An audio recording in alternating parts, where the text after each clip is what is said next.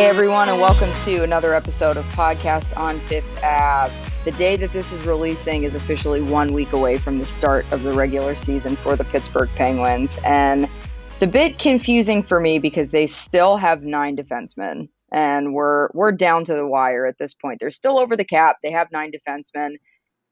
There have been some, I personally haven't been very impressed by Jeff Petrie so far. I don't really know what's going on, what their plan is. Ron Hextall has some time to make some decisions. They're going to have to shuffle guys around, but they do have to be considering the cap space and what's going. It's just kind of a hot mess, basically.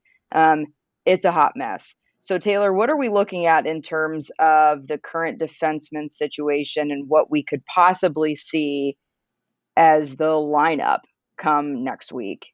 Yeah, I mean, I think we've been seeing it all camp. Like, there really hasn't been a lot of, experimenting and shuffling. Like, okay, Dumoulin, Letang, obviously the first pairing. Pettersson and Petrie have been together, second pairing, pretty much all of camp. And I think they've looked fine as a pairing. Jan Ruda has been on the third pairing. And, coming into this, everyone's like, oh, it's going to be like Ty Smith, Pierre Joseph, Mark Friedman, Chad Ruhwedel. We've only seen Ty Smith work on that pairing. Sometimes you'll see Pio or Ruhwedel or Friedman rotate in a little bit during some of these practice drills, but it's pretty clear that Ty Smith is probably going to be Jan Ruda's partner to open the season. I don't know how I feel about that. It's tough because I would send Ty Smith down to Wilkes-Barre just to get cap compliant. I mean, they'd have to make other moves too, but Ty Smith, the only guy remaining who is exempt from waivers who can just go down, other than Sam Poulin, but he's going to go down too. But on defense, Ty Smith is the only one. And it's, I get questions, I was doing a live Q's today, why isn't Pierre Joseph in the lineup? And it's because they can only dress 6 defensemen. the first 5 spots are pretty clearly locked up. And then the other one, Ty Smith, it seems like they just think he's ahead of Pierre Joseph, which makes sense given that Ty Smith, he's entering his 3rd professional season. He's only ever played in the NHL. He has 2 full years of NHL experience. I think all of these defensemen, the options, none of them are going to be perfect. They all have their weaknesses. Pio, it's really about, ideally he would be bigger, but that's not what's keeping him from being in the lineup. It's more about just making mistakes, playmaking. Sullivan has talked about how they want him to take what the game gives him, meaning don't force things that aren't there, because then that's when you make mistakes, and that's what they want to see Pio do to get into the lineup. Ty Smith, they really, really, really like his offensive game and the way he just walks on the blue line, how deceptive he is there, and what he can bring just offensively in general on the power play. If he gets there, they really haven't been using him now that it's been the NHL group, but with him, it's just his defensive game it's a real weakness. And Todd Reardon, he's become the defenseman whisperer, turning defenseman's games around.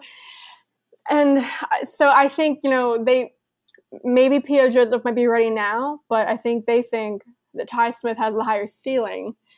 And if you're going to invest into either one of these guys, Ty Smith probably the guy you want to have up in Wilkes-Barre up in Pittsburgh working with Todd Reardon, rather than although Wilkes-Barre's defense coach is Sheldon Brookbank, he's not some schmuck.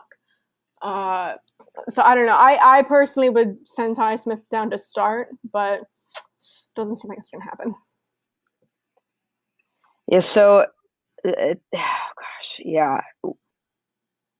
it's just stressful, and it's not our decision to make, obviously, but looking at this, and then looking at pairings too, how do you work that? There are guys like Chris Letang and Brian Dumoulin probably going to be the lock for number 1, but is Brian Dumoulin's play going to be is he going to kind of play up to his ceiling and his potential, Or is he going to be the Brian Dumoulin that we've seen the past couple years, where he seems to be overthinking things? He isn't as strong breaking out of the Penguins and creating offense. Like he has just struggled in recent years. Do you think that he potentially bounces back this year, or are those struggles going to continue?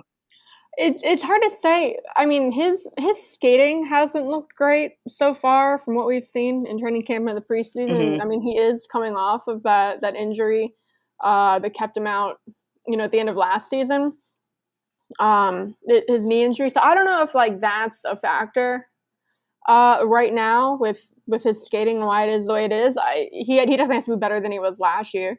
But even if he's not Letang's partner, then I also don't know who is. I mean, Joseph did play a little bit with Letang when they were going through like all the COVID, that wave, and I don't think that P.O. Joseph is the ideal partner for Chris Letang. I think whoever's going to be with Letang needs to be someone who is not going to be making a whole lot of risky plays and just someone responsible, because Chris Letang is an offensive guy, and offensive defensemen it's not like a Letang thing. It's just offensive defensemen typically do have like a lot of turnovers and stuff like that. So you need someone to kind of balance him out, given that their concern with P.O. is that he's making like risky plays and not taking what the game gives him and all that. Like, I don't think that P.O. would be the ideal partner.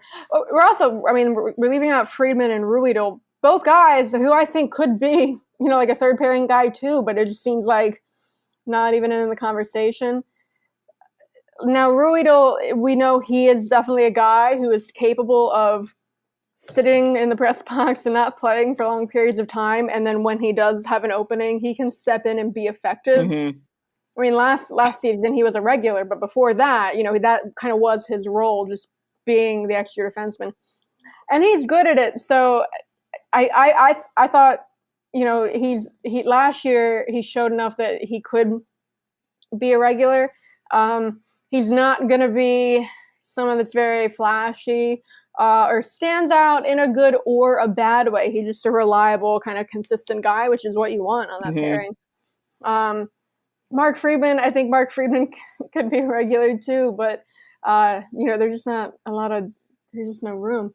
Friedman also, I mean, he could be a guy that maybe you sit out and put him in when it's a game where you're really going to want what he brings, which is being a pest and being chippy, aggressive, all that. But it's just hard. They have 3 extra D who could be playing, but I don't know how this is going to play out. I'd send Ty Smith down. That's what I do. I'd put one of those other guys in, but I just don't think that's what's going to happen.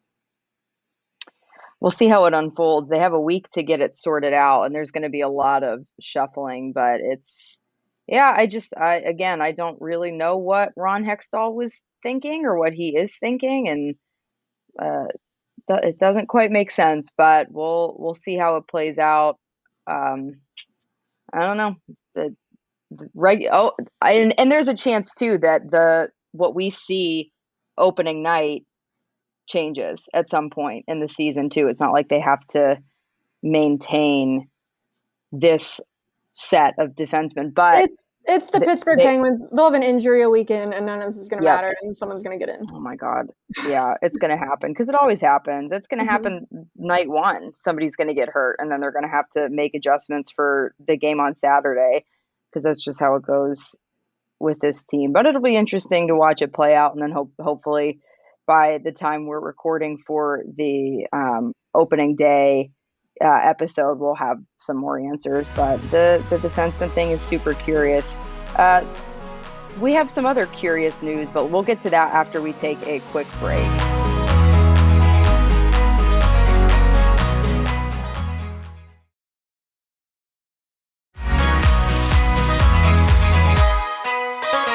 All right, we're back. The Penguins placed Radim Zohorna on waivers, and very quickly he was picked up by the Calgary Flames. And that was interesting. That was not a forward move that I was expecting, because I was under the impression that they liked his size. They liked the aggressive style of play that he brought. And anytime he was a bottom six forward, he was very reliable for them. So that was an interesting move, and they're still over the cap. And now what happens with the forward situation? Like, what does that mean for them if anything happens, really, to throw off the current balance that they have? What's going on with the forwards? Yeah, I mean, just to touch on Zohorna first. So, I did a couple of stories late in the summer about just like how are they going to get cap compliant and what needs to happen. And like they can only afford to carry, so you can have a 23-man roster. The Penguins have the cap space for a 22-man roster. It really doesn't matter which depth pieces go down to make that happen because they all make roughly the same amount. Like sending Archibald down and his $900,000 really doesn't make a difference if compared to someone who makes like league minimum $750,000. So yeah, like when I wrote those stories, I did have Zohorna going down to start just because they don't have the room for him. I was 50-50 of the guys they had to put on waivers, like him and Fedun and Nylander, Ule, Tokarski. He was the one where I was like, if anyone's going to get claimed, it's going to be Zohorna. I saw people saying like, oh, Nylander's as good as gone. Obviously, that didn't happen. I think fans just tend to overrate your own players. Yeah, a little bit. Zohorna, I also think Zohorna is going to end up coming back because. So if it's safe to say that Calgary is the only team to put in a waiver claim for him, because if multiple teams put in a waiver claim, the team at this point in the year, the team that was worse last year in the league standings gets him. Calgary was one of the best teams in the league last year, so it's pretty safe to say that they were the only ones that wanted Zohorna. When you look at like Calgary's roster and who they have, and like I'm not sure that Zohorna's gonna have a spot there all year. And so if they decide they don't need him anymore, they don't want him anymore, they would also have to put him on waivers to send him down. And I know people think that the Penguins would have first dibs at him. It's not like that. They don't have first dibs at him. They would have to put in a waiver claim like anyone else. But if the Penguins put in a waiver claim on Zohorna and they're the only team to put in a waiver claim, then they would be allowed to send him down to Wilkes-Barre. That's kind of what the first dibs things means. Like if anyone's going to take him and put him in the AHL, it's going to be the Penguins because they had him first. Speaking of him, the Calgary Flames just posted him in his little Flames jersey. Oh, look at him! Doesn't look right to me, but anyway, I think that's something that does happen where, like a team will claim a guy, decide later on they don't want him, put him on waivers. The last time, it's rare to just lose a player to waivers in general. The last time the Players lost the Penguins a player to waivers was Stefan Nason in, what was that, 2019? 20? I remember that. Yeah, to the Sharks. And the Sharks are a bad team, had a spot for Stefan Nason, so he stayed there all year. Before that, the year before, 18-19, they lost JSD to waivers. I think it was the Devils that picked him up, but like 3 weeks later, the Devils were like, never mind, tried to send him down. And then the Penguins just took him back, put him in Wilkes-Barre. So I think that's what's going to happen with Zohorna. The big knock on him, we talked about this last week when Danny filled in, was his conditioning. But I think people look at him and they're just like, oh, big guy who can't skate. But that's not what it was. He was sick for 3 months to start last season. And then so once he felt fine, he really wasn't fine. He was just behind the eight ball playing catch-up all year. Full summer in the gym. Conditioning not really an issue right now, but still, just the Flames are a very good team. I don't see him sticking there all year, so I think he'll be back. But if he doesn't, to answer the original question, if he doesn't come back, if they need to call up a forward, if they need to call up a center, I think this really opens up the door for Sam Poulin, because Zohorna, he can play center, he can play wing. I think if they were going to call up a center before, Zohorna would have been the guy that comes up. But now, Sam Poulin is really the only option. Drew O'Connor, can play center and wing. And he was mostly a center in Wilkes-Barre, but Sullivan has been pretty clear in training camp that they really only see O'Connor as a wing at this level.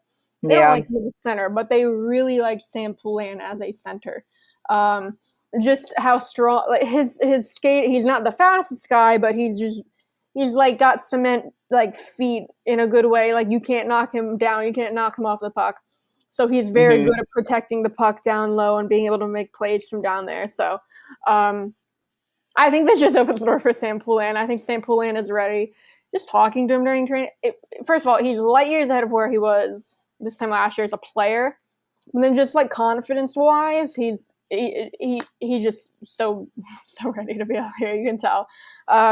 Something like he said during like early in camp that I thought was like kind of funny. Someone asked him like how ready he is for how close he is to the NHL. He thinks he is, and he said he thinks he could play there this year. He's like, but you never know with like the way things go health wise, and like there might not be a spot. Yeah. It's like, Sam, this is the Pittsburgh Penguins. We're a couple days into training camp, and they're down 2 centers. Like Jeff Carter, Teddy Blueger. Carter's fine now. Blueger's probably gonna be fun for the start of the regular season. But like, you see how things go. It's gonna happen. There's gonna be a spot. So yeah, I think this just opens the door for Sam Poulin. I think just depth wise, you still would like to have Zohorna back, but I don't think.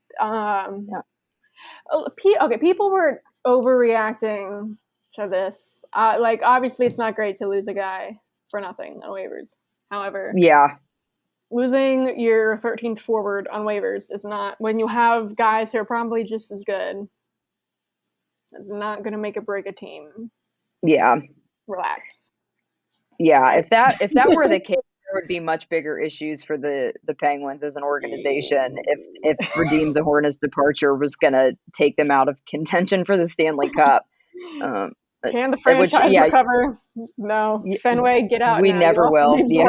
Yeah, you screwed it up already. It's embarrassing. But yeah, so it's interesting. It would be really cool to finally see Sam Poulin up at that level. What does the cap look like then if they have to shuffle forwards around? I don't quite understand the salary cap in any league, because honestly, salary caps just feel more like a myth to me than actual logical thinking. But what, if any, effect does bringing Sam up, sending guys, what effect does that have on the cap? So to start the year, so we talk about they really can only afford a 22-man roster. It really doesn't matter which of the depth pieces are in over the others, because they're going to be like, it's so close. It just doesn't matter. So with the way things are now and the roster they have now, Taylor Fedun has to go down. That's going to happen anyway. He did just clear waivers when we started recording. He was only up because he was hurt. You can't send injured guys down. So he's healthy. He will go down. Philip Lindbergh, he's up as a third goalie right now. I honestly don't know why he's still up. Like they brought him up to back up when Jari was sick and couldn't go to Detroit. But Lindbergh's been around for 2 practices since then. And like Jari's fine. Smith is fine. Lindbergh, like I don't think today's practice was like an hour and 20 minutes. I don't think Lindbergh saw the net until like the very end. So he needs to go down. Sam Poulin has to go down to start. He's exempt from waivers. I think that's a given anyway. With the line combinations they're using right now in practice, he's not in one anyway. He was rotating with the fourth line now that they're healthy. And then 2 more guys have to go down. So that could be, 2 of the defensemen that they have, like Ty Smith, but then even Ty Smith alone wouldn't do it. You'd probably have to send Joseph too. So all this would only get them with a just barely cap compliant 22-man roster. Does not leave any room for call-ups.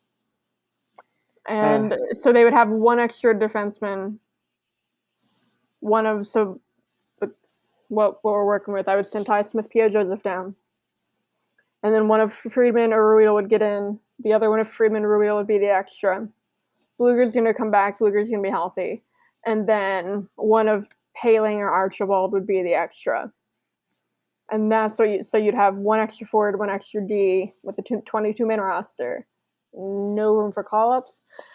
And if you have a minor injury during the season, that's only IR only opens up a roster spot, does not open up any cap relief. Only long-term IR opens up a cap relief. So, if you go in and a couple of guys just get banged up, then you're screwed right off the bat. So what I'm getting at, what this all comes back to, is that I still think a trade is the better way to get cap compliant, just because you can't go into the season with 22 players and no flexibility. Yeah. So do you think a trade's going to happen, or is that just? I don't know, because you look at Hextall. He talked a couple of days ago at training camp. He didn't rule it out, and something he said is there are a lot of teams in this situation where they can get cap compliant by sending guys down, but they would really prefer to make a trade. And then just with a flat cap, there's really not that many teams that can afford to just take on a salary dump, and so the price to make that happen is going to be very steep, because there's a lot of teams. You got no bargaining power. There's a lot of teams that need to dump salary. There's only a handful of teams that have the room to accommodate that. It's going to cost a whole lot to make that happen. Yeah. It's tough. I don't know how this is gonna end. We're really not getting any indication from anything we're seeing or hearing at training camp. When Hextall talked, it just sounded like anything's a possibility. So they have a week, which kind of a long time, but also not that long of a time. So it would be great to sending Joseph down.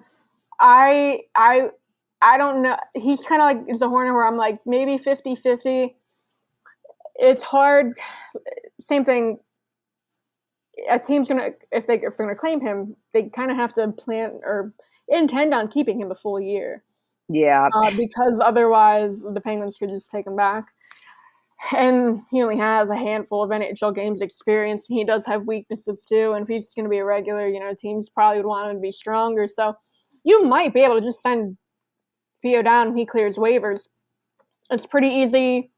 Obviously, they did just lose Zohorna, but it's easier to get guys through waivers this time of year, because so many teams don't have the cap space right now, and then they have their rosters set and they're healthy. So there aren't that many teams out there that are we only have 5 defensemen, we need another. I wonder who it's going to be. They're not sitting around with an open spot on defense right now. Whereas during the year, if you tried sending Pio down, there are teams with injuries, and they could use a guy to come, fill in. But so they might be able to send Pio down. That would, I think, be great. Not great for Pio, but great in that if they can send him down, keep that depth. Yeah. That'd be ideal, but I don't know if that's what's going on. 1 week, anything can happen, and we'll see. Let's take one more break. We'll be right back.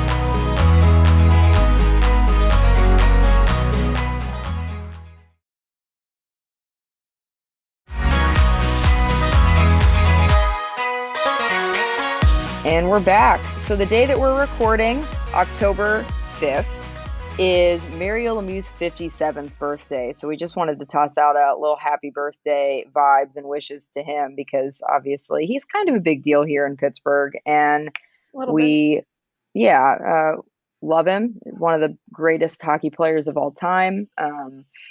The Penguins are still here in Pittsburgh because of Mario, so we have him to thank for that as well.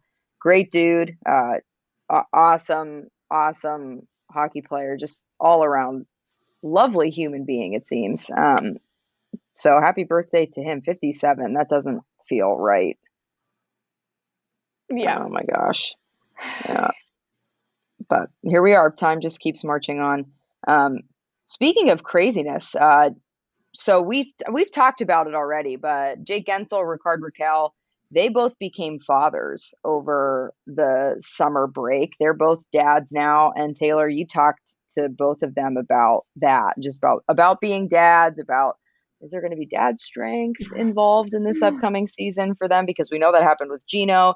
Yeah, where are they? How are they feeling about everything? Well, for like the dad strength thing, I feel like a lot of guys talk about that. I think so Brian Rust was like another guy who had a baby recently. I want to say it was the end of the regular season 2 years ago. And I remember like the day after like his wife gave birth to their son, he just scored like a crazy goal off of, it was like it was like at the top of the right circle, just like the hardest shot we've ever seen Brian Rust take, and I'm like, that's the dad strength. So if anyone's gonna be getting get dad strength, Raquel and Jake, two pretty key players. So hopefully it's real. But but I mean, both of them, they just said they are sleeping pretty well. I asked, because they always talk about how, it gives them just like a new perspective on like life and also hockey and all this. And I asked like Raquel about that. Raquel's like, I feel older. He's like I have responsibilities now. Like it's just funny. But they do have a dad to be in the locker room too, Marcus Pettersson. Marcus Pettersson and his girlfriend Beatrice, I think her name is.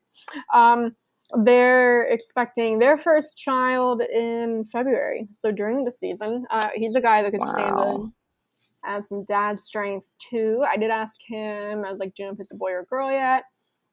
He said they don't want to find out. They want to be surprised. So he sounded really excited about just to be a dad, but then also the fact that, him and Raquel are like best friends. They're so close. And like Raquel just had his daughter Daisy. And so he's talking how he hopes they can be friends, like his kid and Raquel's daughter. I think that's pretty cool. That is awesome. It's special whenever you get to share those big life moments with people who you really care about and really care about you. And that's awesome. I'm hoping that all three of them are just totally buff with dad strength this season. I would love to see, especially since Gensel and Raquel have been on Crosby's line, like Crosby just has perpetual dad strength, even though he's not a dad. He just plays that way. So if they could be a first line of, oh my God, that would be great. Yeah, and Marcus Pettersson too could probably benefit to get some dad strength. But that's awesome. Really exciting for all of them. In between segments, when we were recording, the PWHPA announced that they're coming back to Pittsburgh November 25th through 27th. That's next month. They're going to be playing 4 games at PPG Arena. That is super exciting. Yeah, the PWHPA, that's the Professional Women's Hockey Players Association. It's not really like a league. They go around, they do like showcases. These are really the women that are not playing in the PHF, which used to be the NWHL. These are the women, their goal is to form a league eventually, maybe backed by the NHL or NHL teams, maybe not. But in the meantime, they've been doing this for a couple of years now, where they go around, they do showcase, and so there are a lot of women in it. Like you said, 4 games, late November. It's going to be held in Cranberry. A little surprising because like attendance, like they could, they're not going to fill up PPG the short notice. But, like they could stand to have it there. Like they were just here last year. It was the rivalry rematch, Team USA versus Team Canada. They had it at PPG. That was another thing where it's pretty short notice too. I think there were only like 2 weeks between when they announced it and when the game happened. Jeez, yeah, attendance was quick. Like pretty good, all things considered. But, there was like no time to market it. Really excited for that. Excited to see a Marie-Philippe Poulin overtime goal. Captain Canada, for people who aren't familiar with her, like you should be. when they were, I mean, just the number of golden goals she has, like herself, and like, or just the goals she has in gold medal games in World Championships and the Olympics, it's crazy. They call her Captain Clutch. When they were here for the rivalry rematch, Canada USA, she scored the overtime goal. I think I like tweeted before the game, like cannot wait to see Marie-Philippe Poulin score an overtime winner, and then she did. So that's just what she Lives does. up to the hype. Yeah. So excited to see that. But yeah, players like Hilary Knight, Amanda Kessel, who is still working for the Penguins. Love it. And that kind of like, it's like kind of like an internship role. Where she just bounces around between departments, but I mean, she hasn't retired yet or anything. So she'll be in there too. But yeah, really looking forward to that. That's awesome. PPG Arena it's just a really nice arena, and it's cool that kind of thing's coming to Pittsburgh. But you've been to all of the arenas. You've seen them all. I've been to not all of them. No. I think I'll get there this year, but okay. Been to a lot. Close though. Okay, yeah. So I've only been to Amelie, but we were talking about in between just kind of arenas, the better ones, the worst ones, places we want to go. What are some of your favorite arenas you've been to? What are some of your least favorite you've been to? I know I don't like Amelie. The layout is weird. It doesn't feel like it's a normal shape, and it's really, really, really dang expensive. Like I was blown away, like exceptionally overpriced. But it's it is what it is. From our perspective, I like Amelie is Tampa for people that don't know. I like it. I think I like the vibes there. Like the in-arena hosts they have and like the music they play, and it's just so much. Yeah, music's good. A cooler vibe, I think, than PPG. But the reason this came up when we were talking about it between segments is because I just got back from Detroit for the preseason game there, and that is my favorite road city, or at least road building. It opened, I want to say, I think 2017. Like it's one of the newer ones in the league, and like there are a lot of new buildings that don't really have a whole lot of character. Like Vegas comes to mind. Vegas's arena looks like every other new arena. I mean, it's boring. Cool. It's all like it's all right. It's just nothing special. Like they have their own cool like little effects things on the ice and whatever. But as far as like the actual building, nothing really special about it. Detroit, they did a really good job of giving it character and kind of making it look like an older building. Like it's a lot of brick. It's a lot of brick. The concourse is very like tall and open, and they just did a really good job of incorporating the history. Like it's like couple of feet, there's like a statue of like Gordie Howe or Ted Lindsay, and all this kind of stuff around them, like pictures of them, or there's like a big Steve Yzerman like kind of like mural on the wall. It's just really cool. They have a lot of cool like on ice effects and stuff like that too, like, and they use that. Really, it's a cool way to incorporate the history too. So something they do that's really cool that like I haven't seen at very many. I haven't seen it at any other arena. They start with all of their banners, like cut banners, retired numbers, like hidden. You can't see them. And then in the pregame intro, they kind of drop down like super dramatically, like smoke all around them and like lights. So the cup years, but then also like the players. So like they'll like they're projecting like Gordie Howe highlights onto the ice and on the video board, and then like Gordie Howe's banner comes down and like the smoke, and then like Ted Lindsay, and then like all the cup banners are like that too, and it's just really cool. And it's that's rad. Well, and like the food, they got Little Caesars pizza. It's Little Caesars Arena. But if you're looking to see the Penguins on the road, it's only a 4-hour drive from Pittsburgh. Pretty cheap to That's stay. not bad. In Detroit, the hotel I stayed was like $100 a night. Like it was in Dearborn. Okay. Like 15 minutes out, but definitely a good place to go see the Penguins play. On the road, it seems like UBS Arena, the Islanders, they kind of try to do the same thing where it does look a little bit, it looks kind of like an older building with like the brick and just the design choices, but I just feel like they didn't do as good of a job of just giving it that kind of vibe. And I guess you could say incorporating the history too. They don't have quite the history that the Red Wings have, obviously. Yeah. Like, I mean, because the Red Wings we're talking about like way far back. The Islanders, there's stuff from like the 80s in there, obviously, and with like the players they honor and all that, but it just like not at obviously the level Detroit is. But Detroit, yeah, definitely my favorite. I do get to go to ASU's, the Coyotes building. Oh. I'm excited for that because, you know, like they're sharing a rink with ASU, and it only holds like 5,000 people. Like it's going to be like going to a Nailers game if the Nailers filled up their building. But it's literally the same size, like roughly the same size as the building the Nailers play in. And if you've ever been there, like it feels tiny once you're in there. So I feel like attendance wise, it'll be good for the Coyotes. Like they'll probably be able to fill it up, like ASU students and stuff like that. Now that it's actually around something and not in the middle of nowhere, like Glendale. Yeah.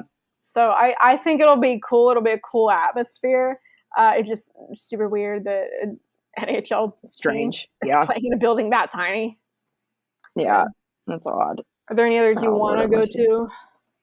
Yeah, I would love to go experience a game at TD Garden. I just feel like the atmosphere would be pretty wild, because Boston fans are Boston fans, and I would love to see that. And there's some history there too for the Bruins. They're a pretty established franchise, and would love to kind of see where they play. I would also, just because I love Denver, I would love to go to Ball Arena, like to see the Avalanche play. And it may not be that great of an arena. I might be idealizing it because I just love the city of Denver, but those are top two on my list. And I think honestly, like going to Nationwide Arena, because it's so close to Pittsburgh, like that's actually like a doable trip. From what I've heard, it's relatively, decent. It's not that bad of an arena. 3-hour drive. The area around where Columbus plays is really nice with like restaurants and all. It's a cool little arena. Again, it's like a newer-ish building that really doesn't look that like special or anything on the inside. The cannon's cool if you've never experienced it. Yeah, that's kind of also what I would love to see. Just yeah. Buffalo's cool. Like kind of just that's also like right around 3 hours. Same thing. Tickets probably pretty cheap there because they don't really draw the greatest crowd.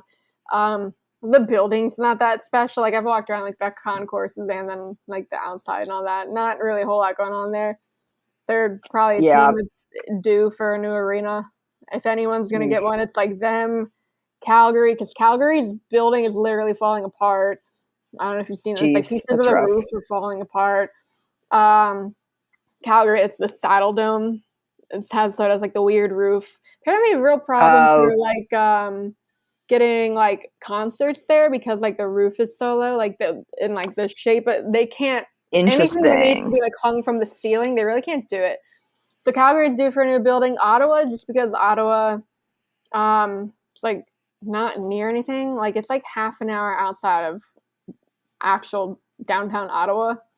Like players don't like going there just because there's nothing to do. You're out in the middle of nowhere. That's boring. Ottawa's due for a new building. Florida's kind of sucks. The Panthers. That's another one where it's like not near anything really. Like it's not in Miami. It's in Sunrise. Kind of not. It's great for parking because lots. Like there's plenty of it.